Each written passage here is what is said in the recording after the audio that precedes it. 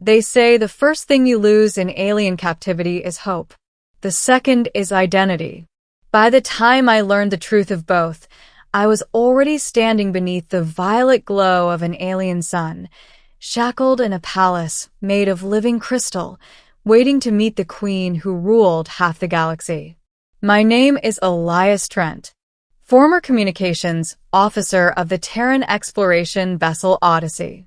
The rest of my crew were dead. Or worse, taken. I never learned which fate was kinder. The Zalvori Empire had descended on our ship without warning. Their vessels folded out of nothingness like ghosts. We fought, we ran, we screamed across dying comm channels. It ended in silence and the cold touch of alien restraints.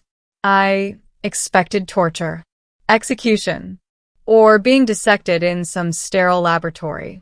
I did not expect to become a guest in a palace. The palace stood on a world of towering crystal forests. Every surface shimmered like frozen lightning. Light refracted in colors the human eye could barely interpret. Gravity felt slightly wrong, like the world leaned just a little too far to the left. The guards who escorted me were tall, insectoid, their armor grown rather than forged. Their eyes glowed like coals beneath chitin masks. None spoke. They didn't need to. The corridor itself hummed, guiding us forward. At last we reached towering doors formed from intertwined crystal vines. They parted at our approach, revealing a vast chamber open to the alien sky. And there she was, Queen Zyra Thalen of the Zalvori. She stood at the center of the chamber, elevated on a living platform that pulsed with soft bioluminescence. Her form was humanoid but clearly alien, tall, graceful, skin like polished obsidian shot through with veins of starlight. A crown of crystalline spines swept back from her head like a halo of blades. Her eyes were endless voids flecked with distant stars. I had expected a monster. Instead, I felt like I was looking at a living galaxy. The guards released me and stepped back. I stood alone before her. "Human," she said, her voice resonating directly in my mind rather than my ears. "You are Elias Trent." I swallowed. "Yes." "You will not kneel," she said. "Not yet." That sentence chilled me more than any threat. Not yet implied a future where I would kneel willingly. "Why am I here?" I asked. "To answer a question," she said. "And perhaps to prevent a war." I stared. "You destroyed my ship." "A patrol acted without understanding," she replied calmly. "A mistake. One I intend to correct." That was the moment I realized something vital. This was not a conqueror speaking to a prisoner. This was a ruler speaking to a potential ally. Or something more dangerous. Days passed. Or weeks. Time blurred in the palace. I was given a chamber of my own, food synthesized to my biology, clothing that adapted to temperature and gravity. No chains. No guards in my room. Only doors that would not open unless permitted. I was free. Except I wasn't. Queen Zyra summoned me frequently. We spoke of humanity, of Earth, of war and peace. She asked precise questions, absorbing everything. She was brilliant, terrifyingly so. She learned faster than any human mind could match. But slowly I realized something else. She was lonely. The Zalvori were a hive empire, connected by shared consciousness. But the queen existed apart. She bore the burden of singular thoughts so her species could exist as many. A mind alone among billions. And in me, she had found something unfamiliar. A mind unlinked, independent, chaotic, human. One evening, as alien stars drifted overhead, she asked me something I never expected. "Do you fear me, Elias Trent?" I considered lying. But humanity's strength has never been deception. It has always been stubborn honesty in the face of impossible odds. Yes, I said. But I also respect you. Her eyes shimmered softly. That is rare. We stood in silence, two minds from opposite ends of existence, bound by curiosity neither could fully understand. And that was when everything changed. It happened during a gathering of the Zalvori High Choir, a council of towering, armored minds who shared thoughts like breath. They gathered around the Queen's platform, their voices overlapping in harmonic resonance. I stood beside her, an observer, a curiosity, a symbol. Then the high choir began to murmur. Their voices sharpened, discordant. The Queen's posture stiffened. I could not understand their words, but I could feel the shift. Something was wrong. Finally, Zaira turned to me. Her mental voice carried an edge I had never heard. Return to your chamber, she commanded. I did not move. Tell me what's happening, I said. Her eyes flared like twin nebulae. The high choir has discovered something, she said quietly. Something they believe dangerous. What? They have sensed my affection for you. The word hit me harder than any physical blow. Affection. For me. A human prisoner. I stared.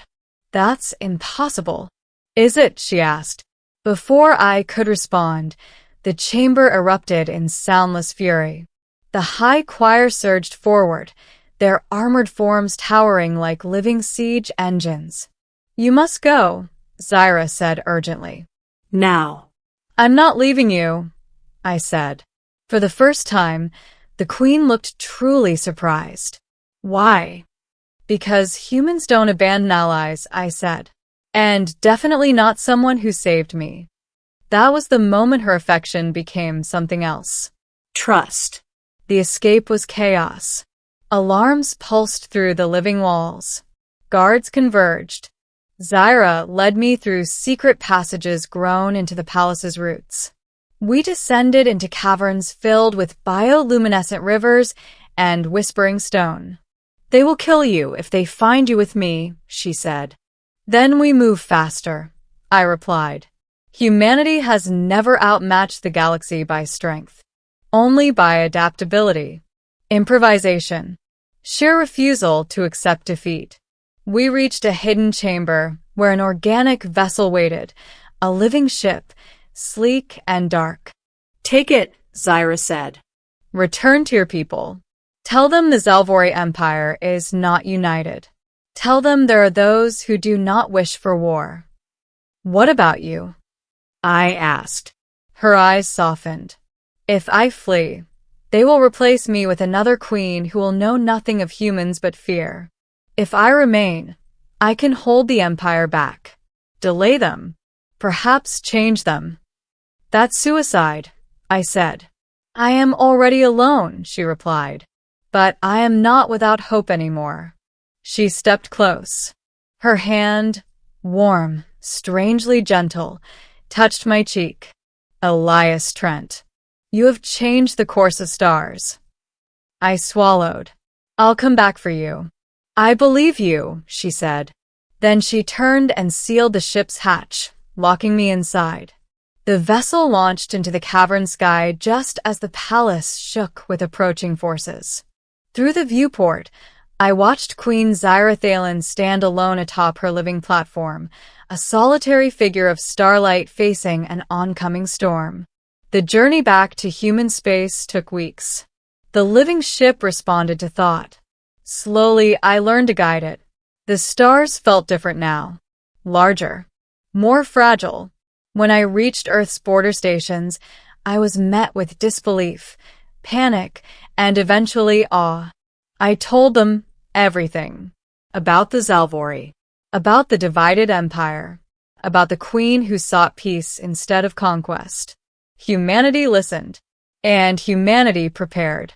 Not for war, but for diplomacy. A fleet of human vessels crossed into Zalvori space, broadcasting messages of peace, proof of my survival, proof of Zaira's intentions. The high choir resisted, threatened, postured. But humanity did what humanity always does best. We persisted. We sent envoys. We shared knowledge. We opened our minds, our culture, our music, our laughter. We reminded the galaxy that humans are strange, stubborn creatures who will befriend monsters, talk to gods, and shake hands with nightmares if it means avoiding destruction. Years passed. Slowly, the Zalvori changed. And, at last, a message came through. A familiar voice in my mind. Elias Trent. The galaxy is quieter now. I returned to the crystal world. This time, not as a prisoner, not as a fugitive, but as an ambassador of humanity. The palace remained, though scars of conflict marked its walls. The high choir watched me warily as I walked once more beneath the violet sun. And there she was, Queen Zyrathalan. Older, perhaps. Weary. But her eyes still held galaxies. "You came," she said. "I told you I would," I replied. For a long moment, we simply stood together, two beings from distant stars who had refused to surrender to fear. "You taught me something, Elias Trent," she said softly. "That strength is not domination. It is understanding." I smiled. Humans are good at that. Eventually. She tilted her head. "Will you stay a while?" "Yes," I said. And for the first time since the day my ship fell from the stars, I knew I was exactly where I needed to be. Not as a prisoner, not as a soldier, but as proof that even across impossible distances, even between alien minds and human hearts, connection can rewrite destiny. Some stories say humanity survives because we are strong. Others say we survive because we are clever. But the truth is simpler. Humanity survives because we refuse to believe we are alone. And somewhere beneath a violet sun, a queen of living starlight still waits, an ally, a friend, and a reminder that sometimes the bravest thing in the galaxy is to reach out instead of strike first. The galaxy learned that lesson. Because one human refused to kneel, and one alien queen refused to conquer. Together, they changed everything. The ceremony was unlike anything humanity had ever witnessed. Beneath the towering crystal arches of the palace, thousands of Zalvori gathered in silent concentric rings. Their armored forms reflected the violet sunlight into a shifting sea of color. At the center stood Queen Zyrathalan, and beside her, a single human. Me. I felt the weight of history pressing down. Not just human history. Galactic history. One wrong word here could undo everything we had built. The high choir hovered at the edge of the platform, their shared consciousness humming like distant thunder. They did not welcome me. They tolerated me. That alone was a miracle. Queen Zyra raised one elegant hand. Silence fell so complete I could hear my own heartbeat. Today, her voice resonated into every mind present. The Zalvori Empire recognizes humanity not as prey, not as rival, but as equal minds among the stars. A ripple passed through the assembled hive. Shock. Uncertainty. But no rebellion. No challenge. She turned to me. "Elias Trent of Terra, will your people stand beside us in peace?" I stepped forward. Humans had sent me with speeches prepared. Carefully negotiated phrasing. Diplomatic caution. I discarded all of it.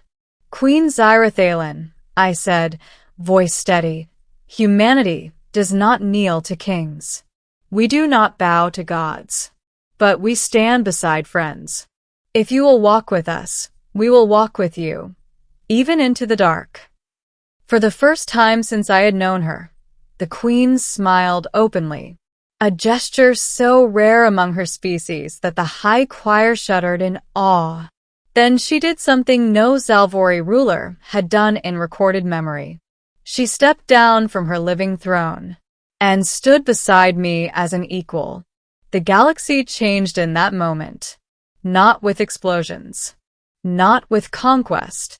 But with two beings from impossible distances choosing trust over fear. Later, when the crowds had dispersed and the palace quieted, Zaira and I stood on a balcony overlooking the crystal forests. Alien wind whispered through luminous leaves. Twin moons drifted overhead. "You have bound our fates together," she said softly. I looked at her. We both did. For a long while, we simply watched the horizon. Then she asked, "Do humans fear what comes next?" I laughed quietly. "We always do. But we go anyway." Her eyes glowed with quiet amusement. "That is why your species will never be conquered." I leaned against the railing. "And what about you, Your Majesty? Do queens ever fear the future?" She considered the question. "Yes," she answered at last. "But I no longer face it alone." Years passed. Human and Zalvori ships traveled shared star lanes. Human laughter echoed in alien halls. Zalvori harmonic songs were broadcast across Earth's oceans. Children grew up knowing that somewhere beyond the sky lived minds utterly different, and yet friends. And at the heart of it all, on a world beneath a violet sun, a queen of living starlight ruled not through fear, but through understanding. Sometimes, late in the quiet hours, I would walk the palace gardens alone. Bioluminescent petals drifting around my boots. Alien constellations wheeling overhead. And I would remember the day I first stood before her as a prisoner. Afraid. Powerless. Human. Now I was still human. Still afraid sometimes. Still small in a vast galaxy. But I had learned something the universe itself had not known before. That even across species, across empires, across stars, a single act of trust can change everything. They once said the first thing you lose in alien captivity is hope. They were wrong. Hope is what humans carry into the dark. And sometimes, just sometimes, the dark answers back. The end.